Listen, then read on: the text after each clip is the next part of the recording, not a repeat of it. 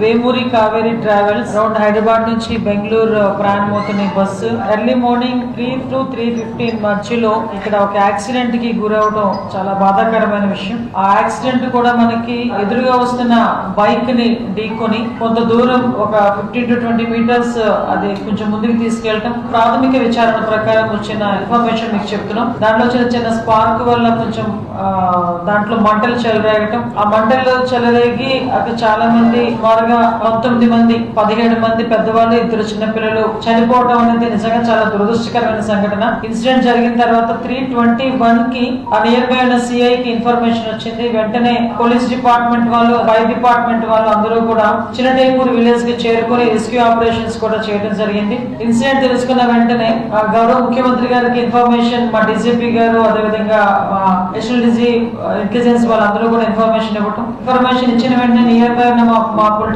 Leaders అందరికీ కూడా around 6:30 కల్లా మాక్సిమం ఎమ్మెల్యే ఎంపీ వాళ్ళు కూడా అక్కడికి వచ్చి ఆ రెస్క్యూ ఆపరేషన్స్ లో కూడా వాళ్ళు కూడా సహాయ సహకారాలు అందించారు.